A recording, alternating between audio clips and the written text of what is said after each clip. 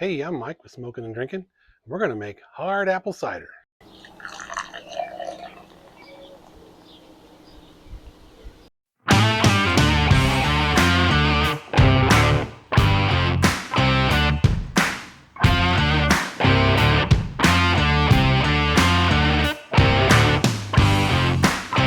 All right, to make our hard apple cider, we've got 128 ounces of organic 100% apple juice from concentrate.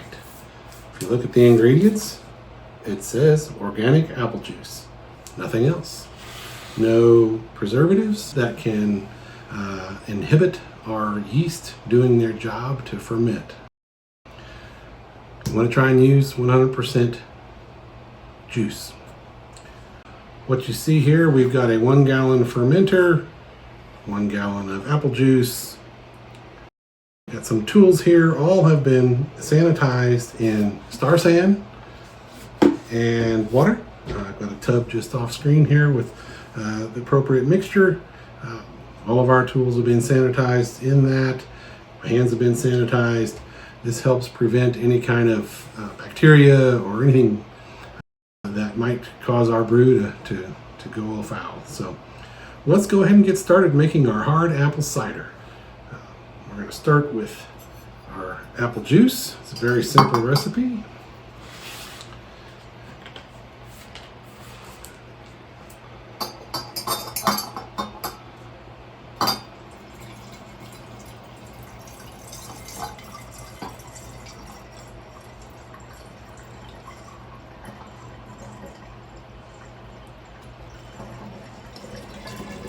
Give that a little space there so it doesn't gurgle and bubble and splash all over.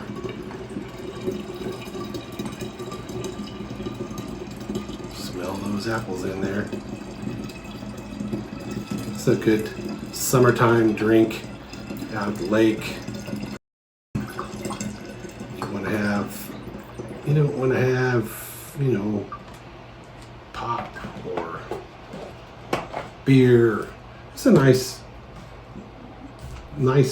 refreshing drink to have. It's hot outside. By the way, these bottles have not been sanitized in the Star San because they were sanitized from the manufacturer when they bottled the apple juice.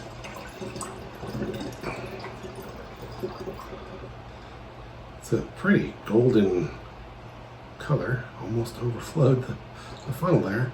Gotta watch everything.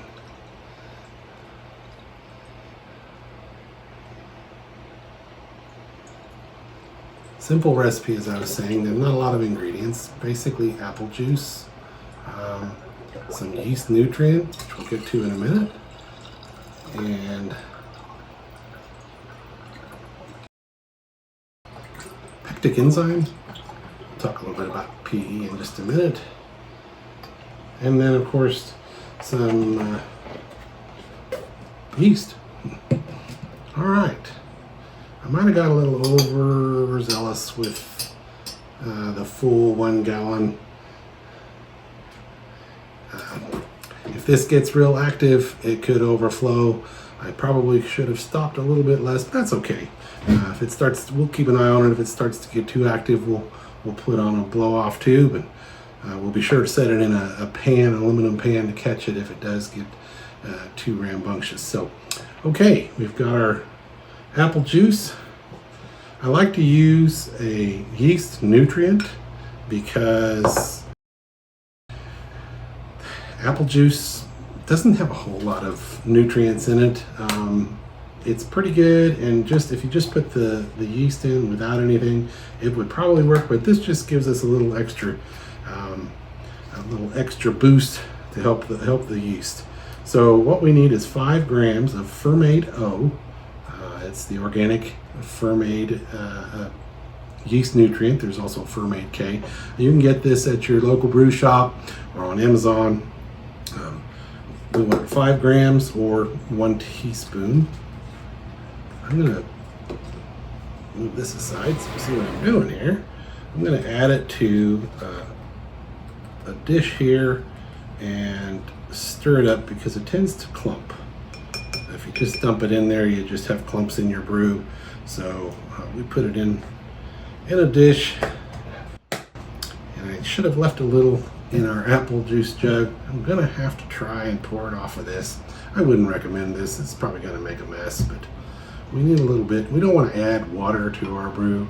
We just want to use a little bit of the juice. Yeah, I'm gonna make a little mess, but that's okay. Only a few drops.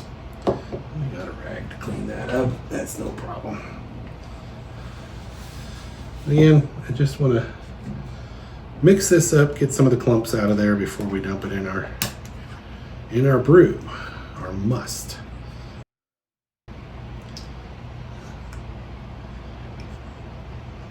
We're also going to add, like I said, Pectic Enzyme, which fruit has a lot of pectin in it, and Pectic Enzyme helps bring out those pectins, and it brings out the sugars in the pectins, breaks it down a little bit so that the yeast can get at it a little easier. They don't have to work quite so hard. It's not as important in a juice concentrate. It helps a lot more when you're using actual fruit, like apples in this case. It helps break down those enzymes. But the other thing I like about Pectic Enzyme is I think it helps as a clearing agent. At the end of the fermentation, it helps the particles and the lees drop out a little more quickly and clear the brew. You like to have a clear brew. Nobody likes a cloudy brew, although it doesn't matter. It doesn't affect the taste. It's more of a visual thing, but nobody likes to see floaties in the bottom of their jar if they don't have to, or their glass. Okay, we got most of the clumps out of there. We need our funnel, which is back in the sanitizer. And this is a food-safe, food-grade sanitizer. Doesn't hurt to include that or get into our brew. It is a little bit acidic, so you want to be careful with your plastic and rubber items, such as your baster with a rubber bulb on it. You don't want to leave it in there too long because it tends to break down those softer materials like plastic and rubber. So you want to keep an eye on that. It doesn't affect glass so much. Okay, we've got our Fermaid O in there, our yeast nutrient. We're going to put a little bit of the Pectic Enzyme. I'm using North Mountain Pectic Enzyme, and it says 1/2 teaspoon per gallon. We're just going to add a teaspoon. I think I'm going to not use that this time.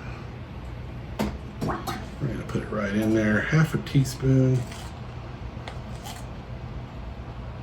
I should have added this in with the yeast nutrient. I could have mixed them together. This may clump a little bit too, but we'll give it a shake. It will break down and dissolve and get mixed up in there. Yeah, it didn't clump too bad. Okay, I don't have a bung. We'll have to go find a bung here in a minute. And an airlock. We need an airlock too, but I'll be right back. Next, we need to add our yeast. I have about 1/2 packet of Red Star Premier Cuvee yeast that I think would work nicely with this. It's kind of it's a wine yeast or a champagne yeast, but I think it works well with ciders. So, and I just happen to have 1/2 packet of it, so I thought, well, we'd use it. There's a lot of different varieties of yeast that you can use. Do a little research to see which ones work best with your brew. Also, they have different temperature tolerances, and so we're just going to go ahead and use this because we've got it. If I can get the packet to open up. Okay, I think we got it here. There we go. Make sure we get it all in there. Cider is a pretty easy brew to make. We're not going to get a high alcohol content out of it, which reminds me, how much alcohol we're going to make, we need to do a reading. For that, we need a hydrometer, graduated cylinder, and a baster. Get that yeast to kind of fall down a little bit so that we don't get it all up in our... We're going to get it all in there anyway. It don't matter. We just need to get a sampling here. The hydrometer helps us measure the specific gravity of our must, which will help us calculate our alcohol content, but more importantly, help us determine when our brew is finished. Getting old, getting blind. Okay, let's see, get some of those bubbles out of the way. And it looks like we have... I can get it to stop moving around so I can see it. Okay. Looks like 1.050, which is pretty typical for juice. So 1.050. We can add this back in because I sanitized this.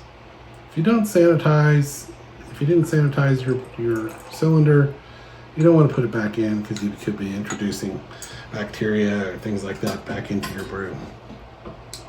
1.050. One thing we need to do is take some notes, because I have found not only am I going blind in my old age, I'm also starting to forget things.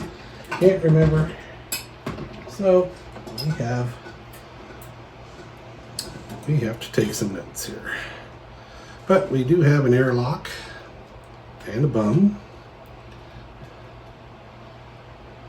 It's important to put your airlock in your bung before you stick it in your fermenter. Otherwise, you might end up shoving that baby all the way down inside your fermenter, and then good luck trying to get it out.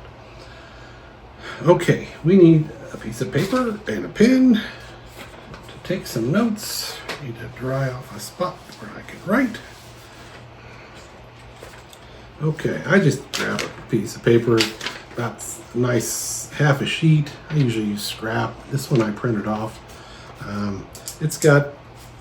I printed some lines on there, a title page, what kind of brew we're making, whether it's a wine, mead, or cider, the start date, starting gravity, which we said was 1.050, and what type of vessel we're using. So we are making a hard apple cider,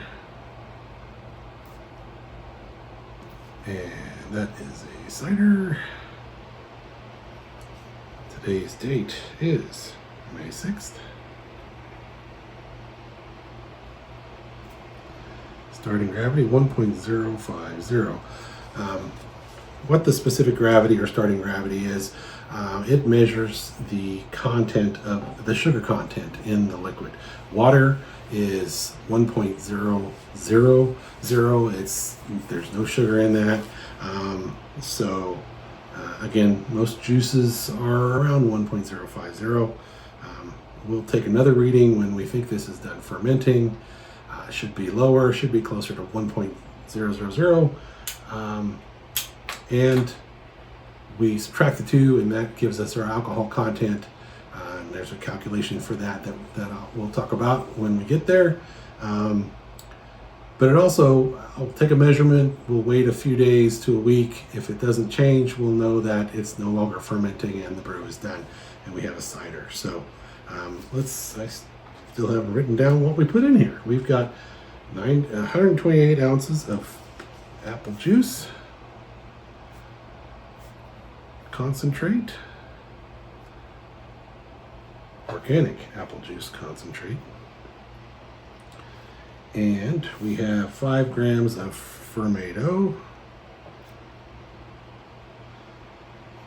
and half a teaspoon of Pectic Enzyme, PE, And we used Red Star Premier Cuvee yeast, half a packet.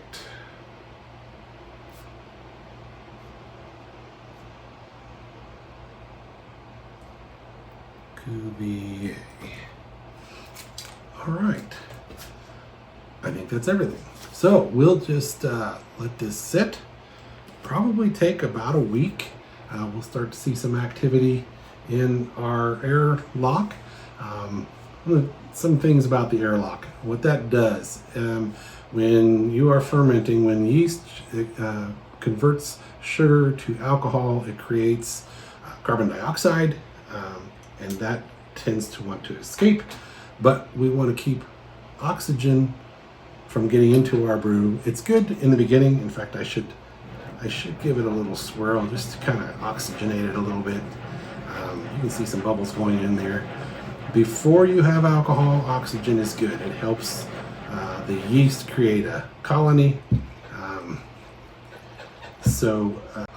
Oxygen is good before, but then once alcohol is starting to be produced, you want to keep oxygen out of there. That's what we need the airlock for. It allows the carbon dioxide to escape. It keeps oxygen from coming in. Also keeps creepy crawlies, flies, bugs from getting in there, actual bugs, and anything else that might try and get in there and infect our brew. So I use the Star San solution in the airlock. That, believe it or not, bugs will swim through water, so don't just use water. You can also use like a vodka or something like that if you need to, something with a high alcohol content that'll keep the bugs out of it. But that's about it. We're gonna let this set probably a week, maybe two, and we will be back for the next step.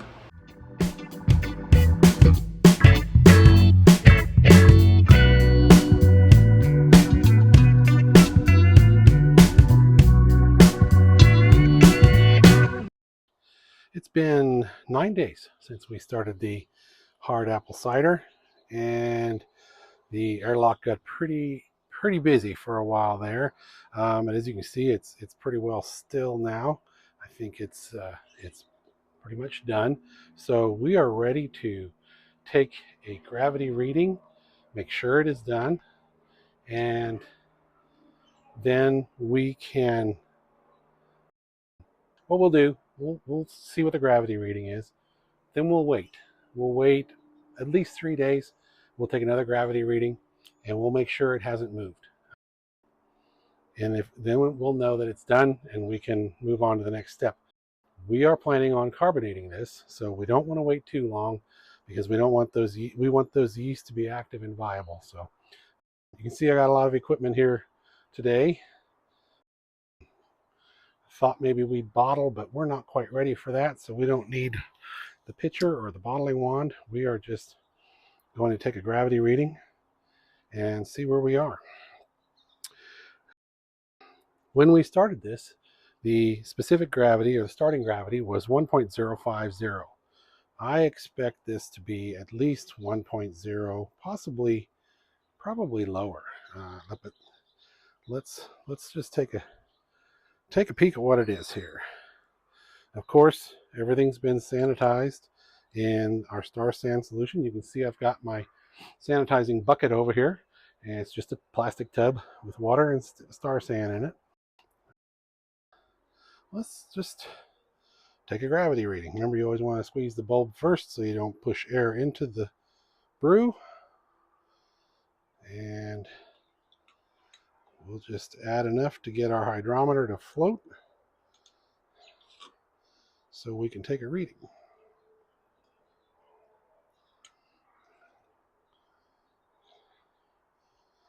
Not quite there yet. This is going to be pretty dry.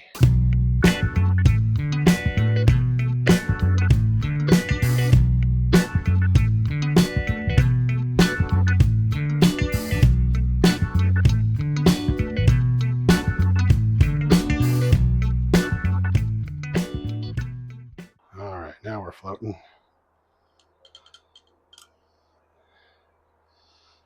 Let's see here.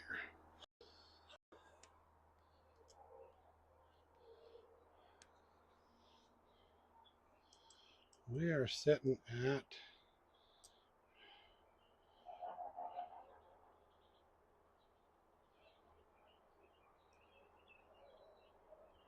0.996. It's not surprising. So it is dry. It is most likely done. It can't go a whole lot lower, but we will wait at least a few days and check the readings again to make sure it's done. But since I've sanitized this, we can pour this back in. No risk of infecting our cider. Just be very gentle not to create bubbles. We pour it down the side and very gently so we don't slosh that in there and risk oxygenating our cider. We will put the airlock back on and we'll wait a few days. It's been 3 days since we took a gravity reading of our apple cider. At that time, it read 0.996. We're going to take another gravity reading and make sure it hasn't gone down any further, which means it's done fermenting. And then, as you can see, we've got our tools here to bottle. So we're going to rack it, assuming it's done. We're going to rack it to the pitcher, and that will give us a vessel to take the next steps. And it also will tell us, since we have measurements on here, it'll tell us how many bottles we're going to need. And we're going to rack these in 16-ounce swing top bottles. Let's go ahead and get started. Take a gravity reading, make sure this is done.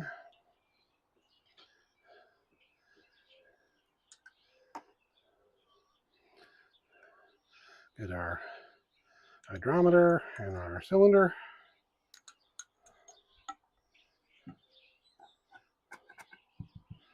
Everything's been sanitized in our sanitizing bucket.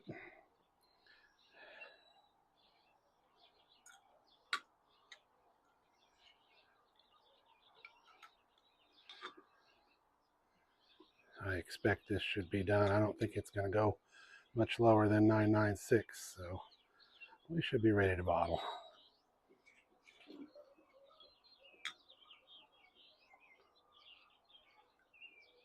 Okay.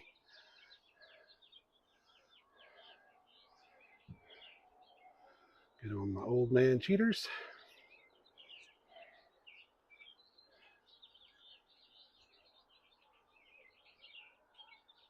And we are looking at 996. 0.996. It is done. We're going to set this aside for now. We're not going to put it back in here because we don't want to disturb all the lees on the bottom. We want to keep this as clear as possible while we rack to our pitcher. So to rack to our pitcher, we're going to need our auto siphon, which we have here. It's been sanitized, and our rubber tubing. I didn't want to leave it in there too long, so we'll just get that sanitized.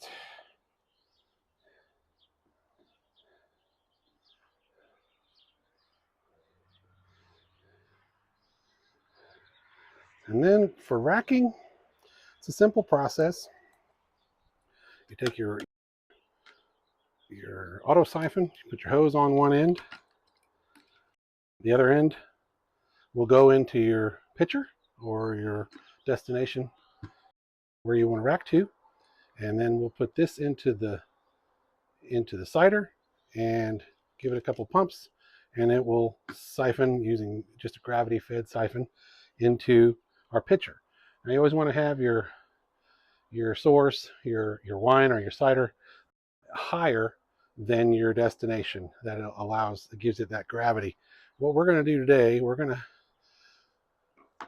put the lid on our sanitization tub,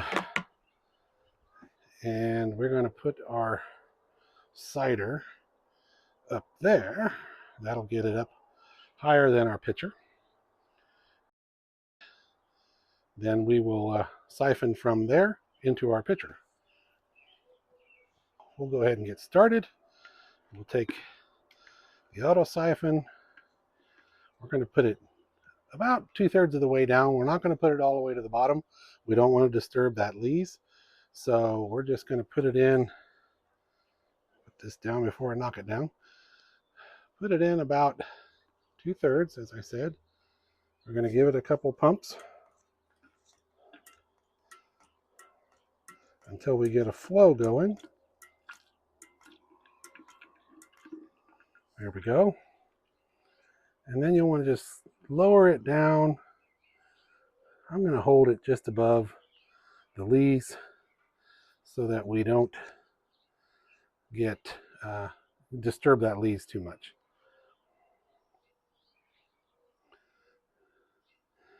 And we'll be back when this is done. So when you start to get close to the bottom, you'll want to gently put your auto siphon in the bottom, rest it on the bottom, tip your fermentation vessel so that we can get as much of our cider as we can. Don't want to waste any, but we also don't want to get that lees in there. Nobody likes to see floaties in their cider.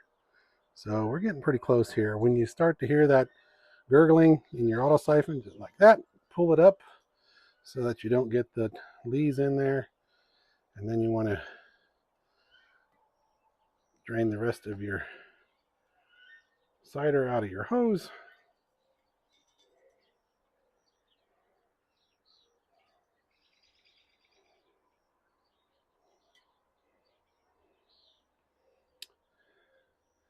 And that's how you rack to a pitcher. Set this over here so I don't knock it down. Take our auto siphon out.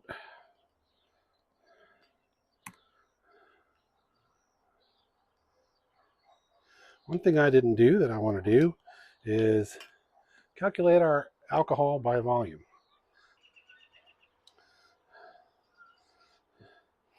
And I like to cover that a little bit just to keep, we are outside, so I'm going to try and keep the bugs out if we can. So let's calculate our ABV.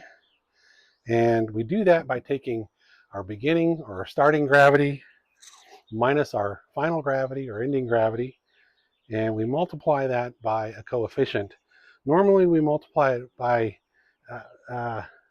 135, but on a lower ABV, such as a cider, it's more accurate. If it's less than 7% or below, it's more accurate to use the coefficient 131.25. So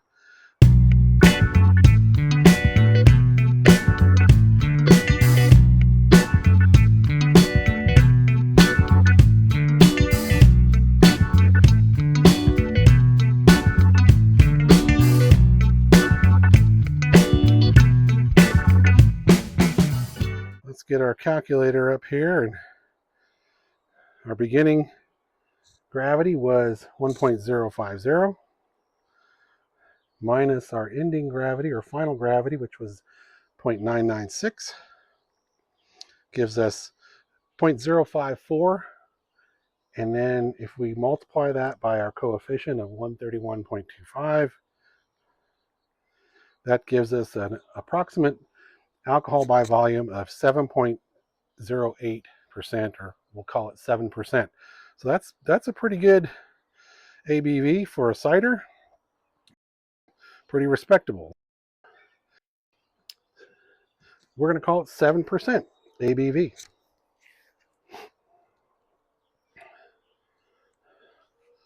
Next, we'll get our bottles and we'll add our priming sugar and we'll rack to bottles. All right, next we're going to add our graduated cylinder back into the pitcher. We don't need that anymore. We didn't add it back to that pitcher before we racked because I didn't want to disturb the lees. We're just going to gently pour that in. Take that out so we don't break it.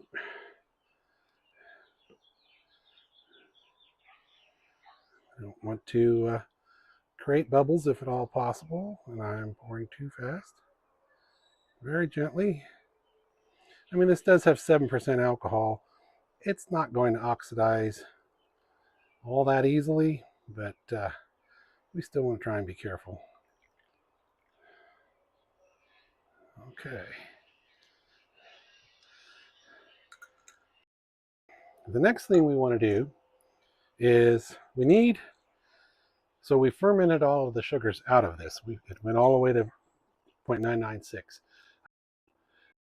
There's still yeast in there, but we want to carbonate this. We want a fizzy drink.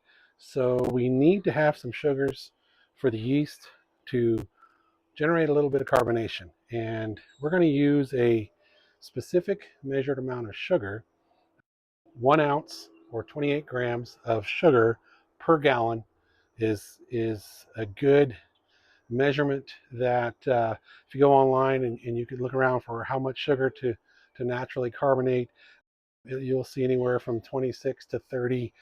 28 is what I use, 1 ounce per gallon.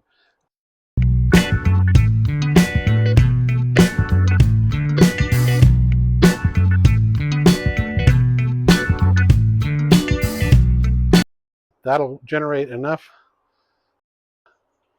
fermentation to pressurize, carbonate our bottles, but not explode. So we're going to take our scale here and we're going to measure out 28 grams. Get this set on grams. Oops, missed it. And we're going to take our plain white sugar. I could have got a smaller container of that. We're going to measure out 28 grams.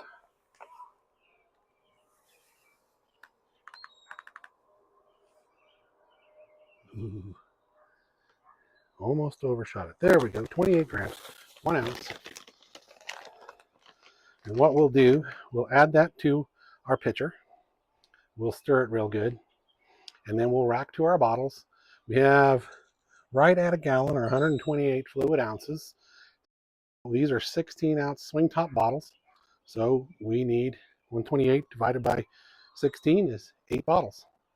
I happen to have 8 bottles here sanitized in our sanitizing liquid. So we are ready to add our priming sugar. And you can just pour it in there and stir it. You want to make sure you get all of the sugar dissolved so that you get it equally distributed amongst the eight bottles. You don't want more in one and less in another. You could create some problems. So we'll just pour our 28 grams of sugar in there. Take our sanitized stirring utensil, and we'll just stir this. I don't know if you can see that, but there's a lot of bubbles coming out of there. There's a lot of gas in there, so it's probably good to. It is good to degas, get some of that carbon dioxide out of there as much as we can. This serves 2 purposes. It dissolves all the sugar and it degasses our cider. We want to get all of that old gas out of there. You might ask, well, can't I just carbonate with that gas? And you could, but this is the carbon dioxide that was created during the fermentation process. It could create some off flavors. I like to call it fresh carbonation with new sugar. We're going to add a little bit of yeast just as an insurance, kind of a starter, just a pinch. We'll ensure that we get a carbonation going. We don't want to build a whole colony of yeast. We just want to have enough to get it started so that we build up enough carbonation to make our hard apple cider fizzy. So we'll just stir this for a couple minutes, just to make sure it's all completely dissolved. Then we'll be ready to bottle. Don't see a lot of bubbles still coming out. I think most of it had degassed during that secondary fermentation after we took our first reading and we let it set. That's when a lot of the gas was allowed to escape. The the airlock was pretty much leveled out, which means there wasn't any CO2 coming out anymore. There is some trapped within the liquid, but our stirring will get most of that out. So, well, I wish we had smell-o-vision, because this smells good. It smells like apple cider, which is what it is.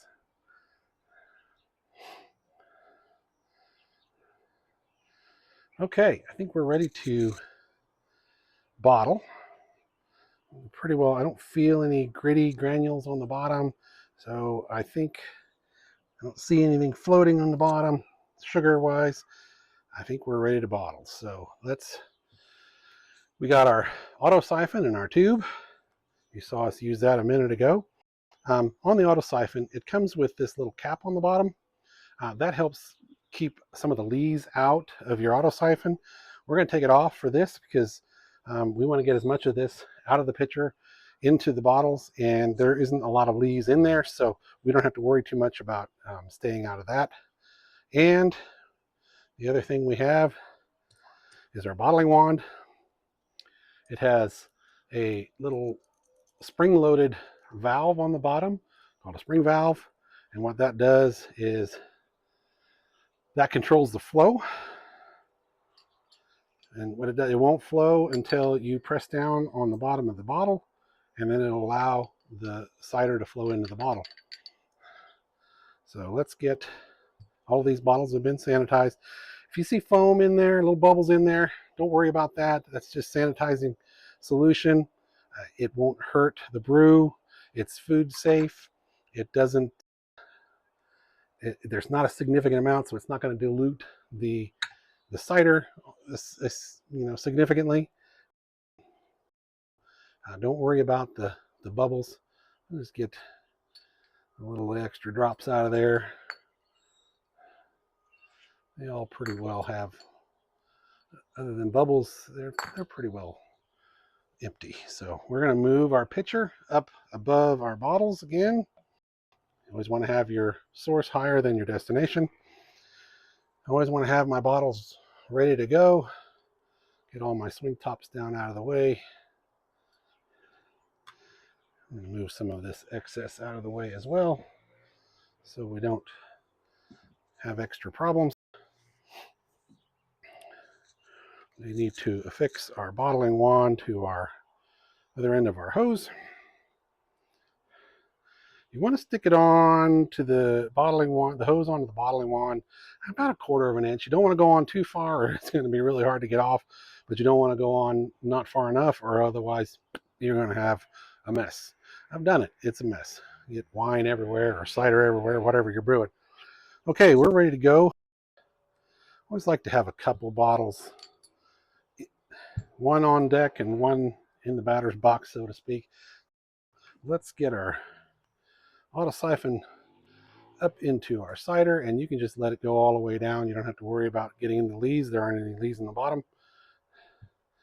And get this where you can kind of see.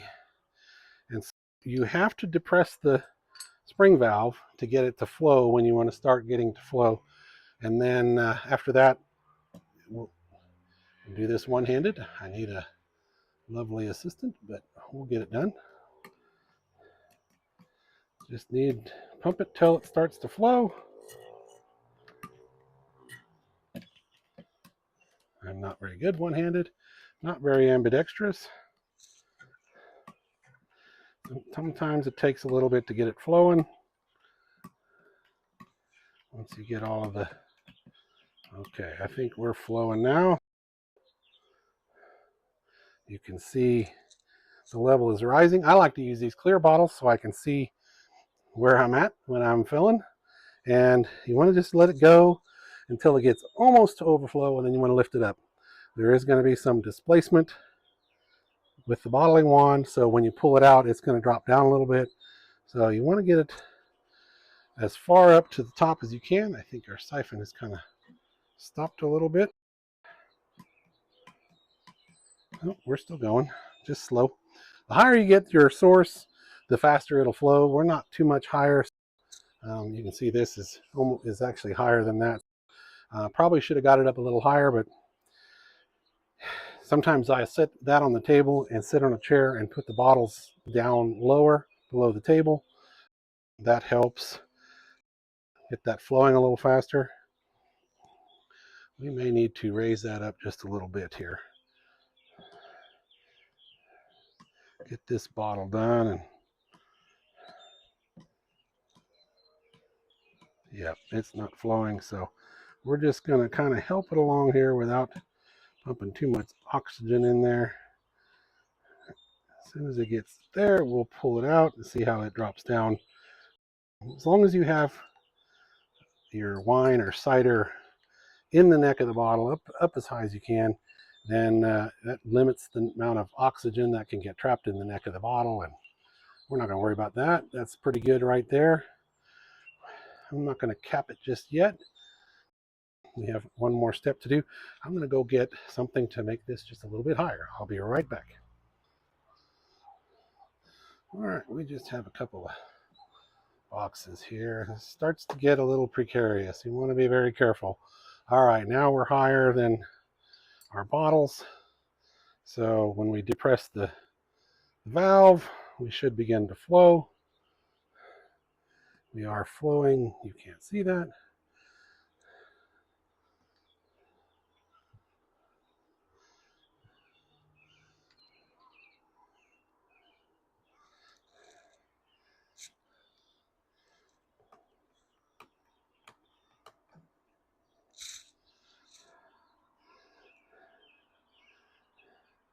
Sometimes when you bottle in wine bottles and they have the shunt on the bottom, or the punt, I guess it's called, makes it a little tricky to get that spring valve depressed. You got to get it right on the top of the punt, and I don't know why they call it a punt. We'll have to look that up. Maybe somebody knows. They can leave it in the comments, but down below. But nonetheless, it makes it a little tricky to depress the valve on the bottling wand. But these are flat bottoms, so we're not having any trouble here. So I'll continue with these. We've got 6 more, and we'll be back for the next step. All right, there you see we have 8 bottles of hard cider, hard apple cider, and now we are ready to cap them off, but we just need to do one more thing. You wouldn't necessarily have to do this, but sometimes I found that there isn't enough life left in the yeast to get a good carbonation, a strong carbonation. So I like to add just a little insurance, and I just add a pinch, 5 or 6 grains to each bottle, just to give it that little extra edge. Again, it's just a pinch, and that is enough to get that carbonation going, and we should have a nice fizzy hard apple cider. And I had an open pack of Lalvin D47 in the fridge.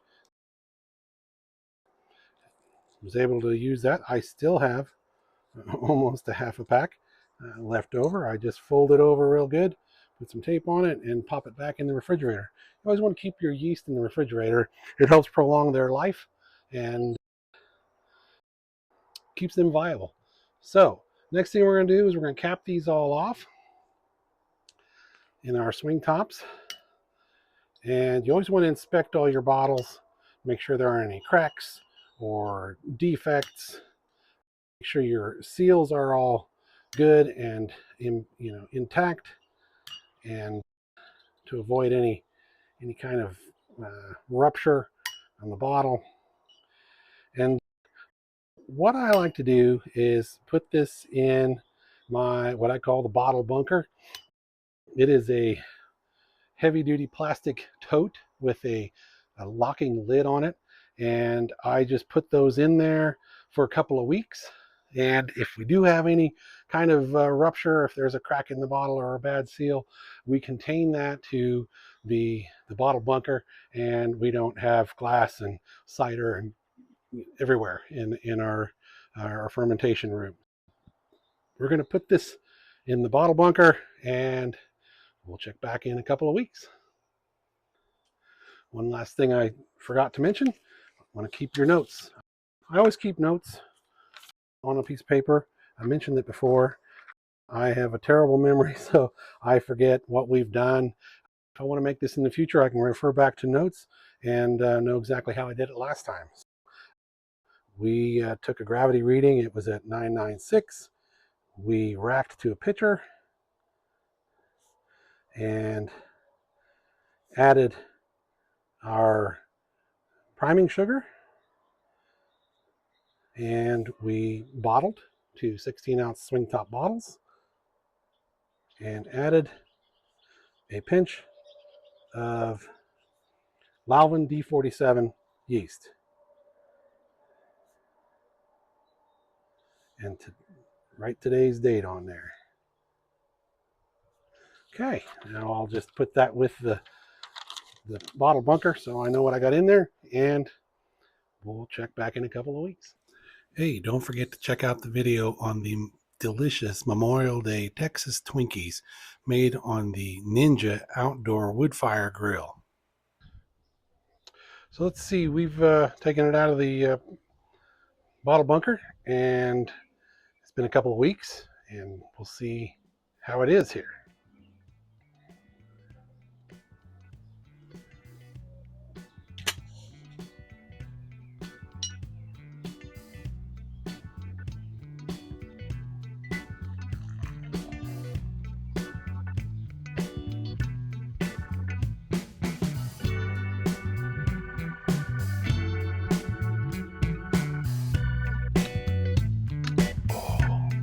That's good.